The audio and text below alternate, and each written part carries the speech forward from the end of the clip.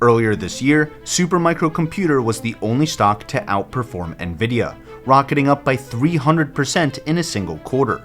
And if you think that's crazy, wait until you hear what's in the short report that's causing the stock to crash, from running an international network of sanction-busting shell companies to supplying one of Russia's largest supercomputers hidden away in a secret research center. And whenever I hear these kind of allegations, there's really only one question left to ask. What the f? Your time is valuable, so let's get right into it. First things first, I'm not here to waste your time.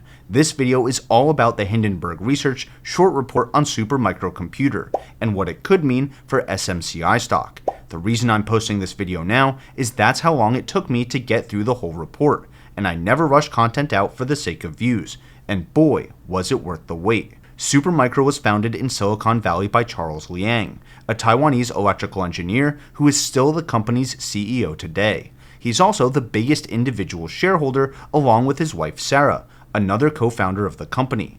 The Liang family ties are important to this story, so try to keep up with them as we go along. Supermicro offers everything from full-scale server systems to individual workstations and networking devices for a wide variety of verticals, like AI training, inference, advanced computing, and other applications that would get your products on export control lists. But SMCI does not build their own chips. Instead, they partner with companies like Nvidia, AMD, and Intel and integrate their chips into custom server solutions, adding the right power electronics, cooling, networking, and even the right firmware and software depending on the final application. Supermicro has big partnerships with chip makers and cloud service providers because they focus on one key metric of success: how fast their customers can get their computing solutions up and running. Why? Because lowering this time to market means SMCI's biggest customers can start earning returns on their massive infrastructure investments faster, which is especially important if it means that they can get the best AI chips up and running before their competition. So there's a lot of pressure for SMCI to move fast. And one reason that SMCI can move so fast in so many different markets is because their server solutions are completely modular.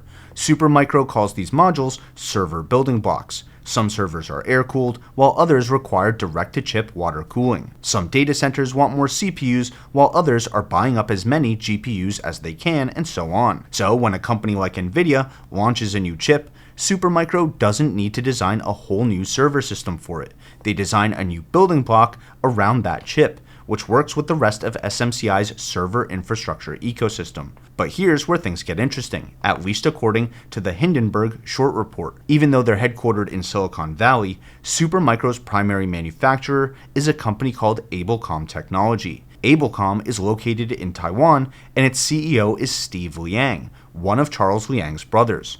Steve owns around 29% of Abelcom, with Charles and Sarah owning another 10%. So, almost 40% of Abelcom is owned by these three Liang family members, and according to trade records referenced in the short report, around 99.8% of Abelcom's exports to the US since 2020 were directly to Supermicro. In the same building as Abelcom, there's a company called CompuWare, which is a major source of SMCI's power supplies and modules. And just like Abelcom, around 99.7% of CompuWare's US exports were directly to Supermicro. CompuWare's CEO is Bill Liang, Charles Liang's younger brother, who owns just under 16% of the company.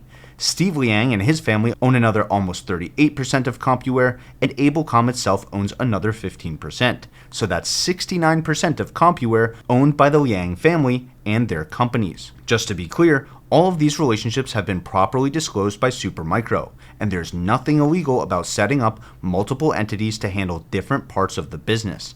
But Hindenburg's short report goes on to name even more entities that they allege Supermicro hasn't properly disclosed.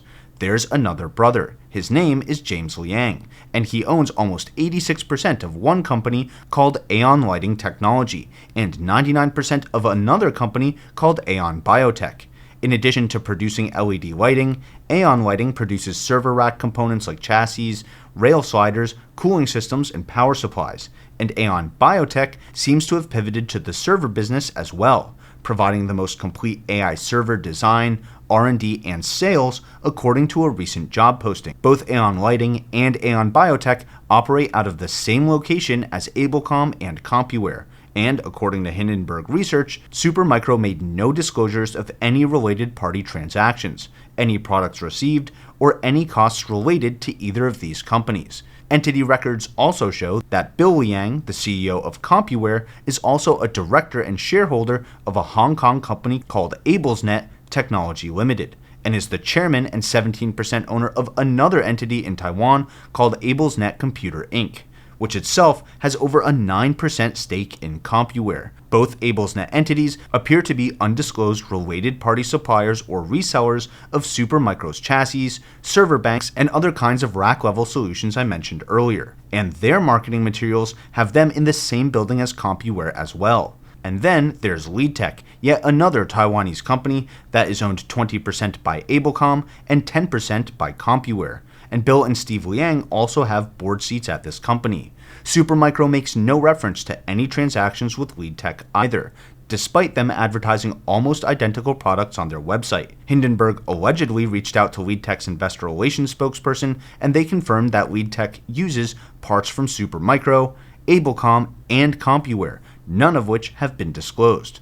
Alright, in my opinion, these undisclosed relationships are a substantial issue, because related party suppliers can be used to distort financial metrics like gross margins. Specifically, if Charles Liang's brothers undercharge Supermicro, then SMCI's profitability goes up, and the stock price rises, while the assembly costs and other losses get hidden in the financials of private companies like Ablecom, CompuWare, and LeadTech, which can disclose much fewer details since they're not publicly traded like Supermicro. That would be really bad, if it were true. The big problem with Hindenburg's report is they don't provide any proof of any of this happening whatsoever. In fact, as JP Morgan's analysts rightfully call out, Hindenburg's entire report lacks any real details beyond saying these undisclosed related parties exist, they're co-located with the disclosed parties, and they use Supermicro's images on marketing materials. That's where this section of the short report stops, without providing any real evidence of misreported margins. To make matters more confusing for shareholders, Supermicro actually reported much lower margins for their most recent quarter, not higher. So is the rest of the Liang family finally taking their piece of the pie? Or did this short report come out at a suspiciously convenient time to take advantage of competition naturally squeezing SMCI's margins? Like I said earlier, SMCI wants to move fast, because a lower time to market means customers see higher returns on their hardware investments. The next section of the report takes us back to 2018, when the SEC investigated and fined SMCI for accounting violations, including prematurely recognizing over $200 million in revenue between 2014 and 2017. It turns out that Supermicro sometimes booked sales on products that actually did get sold but were not yet delivered to their customers. And separately, they shipped goods to customers up to a month early in order to meet end-of-year sales goals. In each case, Supermicro didn't appear to fake any sales or revenues. They were improperly recognizing real sales early to make their quarter-end and year-end numbers look better to investors. As a result, Supermicro was temporarily delisted from the Nasdaq for failure to file timely and accurate financial results. In July of 2018, SMCI fixed this issue by adopting a new standard for revenue recognition, and they were relisted on the Nasdaq in January of 2020. The problem is none of this is new information. I think the reason that Hindenburg spent so much time rehashing the past is to give the next section of their short report much more weight than it actually deserves, which is the controversial rehiring of key executives involved in this accounting scandal.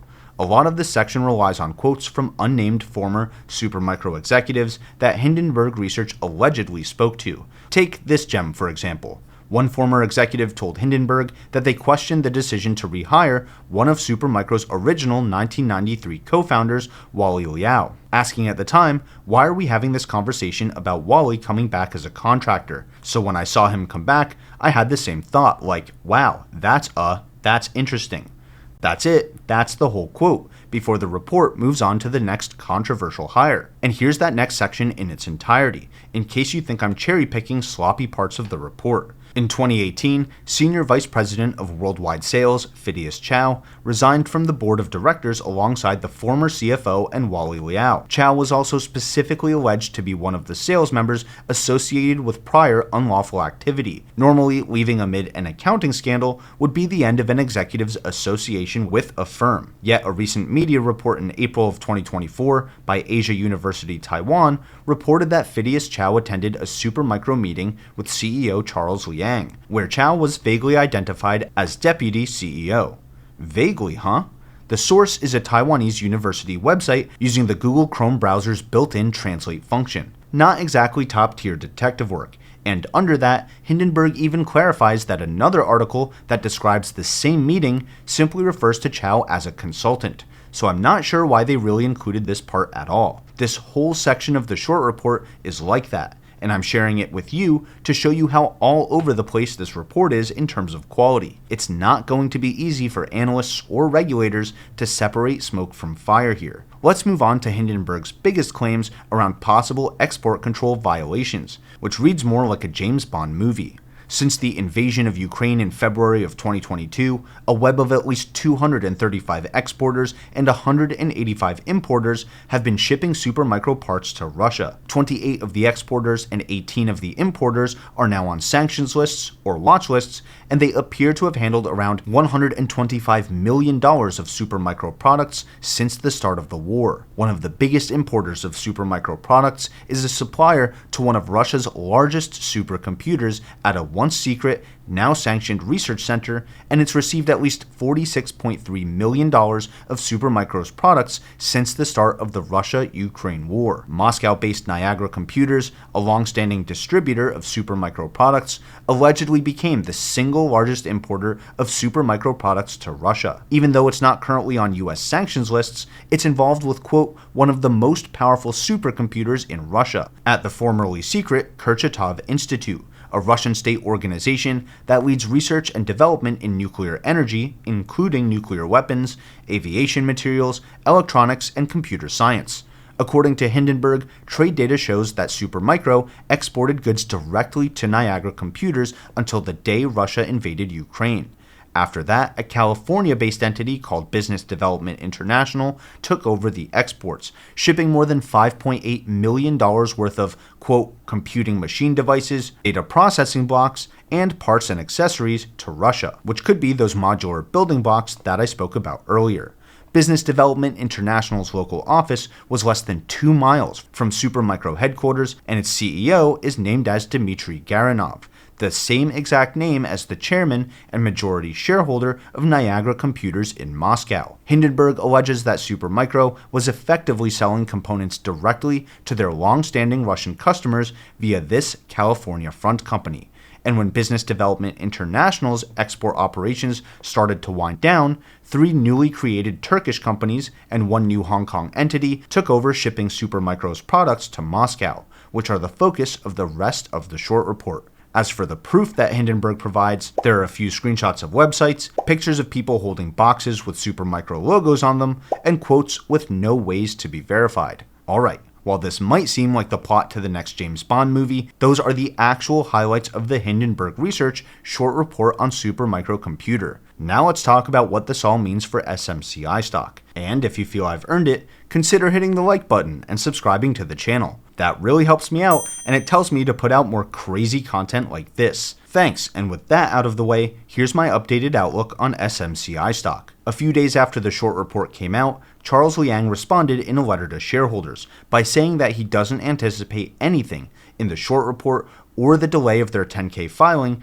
to result in any material changes in their quarterly or annual financial results. He also explicitly says that the short report contains false or inaccurate statements about Supermicro, including misleading presentations of information that was already shared publicly. And, as he rightfully points out, short reports are designed to drive the stock price down, and Hindenburg Research had an active short position against the stock, which means they financially benefit from the report being as scathing as possible, as well as the coincidental timing of publishing it right before SMCI delayed their 10K filing. I agree that the short report carefully orders information in a way that makes things seem as bad as possible, without ever really crossing the line of making a real allegation with proof to back it up. I also agree with JP Morgan's analysts that the report is largely missing key details, verifiable sources, and makes some big logical leaps.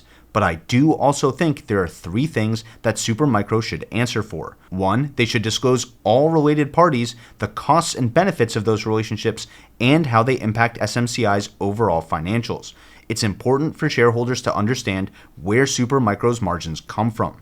Is it the modular design and ease of assembly of their server solutions, or is it because of favorable pricing from family members? Second, while setting up a network of shell companies specifically to circumvent sanctions seems far-fetched, I think there are enough surface-level details to make Supermicro verify that they're complying with sanctions, export controls, and all other international regulations. It's one thing to work with companies that end up on watch lists sometime in the future, but it's another thing entirely to purposely break the rules and aid our adversaries. Shareholders should want Supermicro to address those allegations head-on with proof. The only other point throughout the short report is that Supermicro's customer service is bad, and they're losing business to competitors like DELL. Hindenburg cites Jensen Huang's past endorsements of DELL, that customers once exclusive to Supermicro have announced huge deals with DELL, and the aforementioned issues with early charges and deliveries, all of which have led to Supermicro's declining margins. I think this is a great call-out, except there's nothing nefarious about any of that. That's how capitalism works, and what happens in free markets. If Dell provides a better customer experience, SMCI either needs to catch up or cut prices, all of which we can see from their earnings reports. But we do need to know that their revenues and their margins aren't being artificially inflated, either from sanctioned entities or from related parties. Overall, I didn't see a smoking gun in Hindenburg's short report that would make me sell my Supermicro stock, but I did see enough smoke to make me stop dollar cost averaging in until we get an official response. Let me know in the comments whether or not you're buying the dip on SMCI stock, and if you're interested in a deep dive on Dell, since they're such a huge player in the AI infrastructure space. Either way, thanks for watching, and until next time, this is ticker symbol U. My name is Alex, reminding you that the best investment you can make is in you.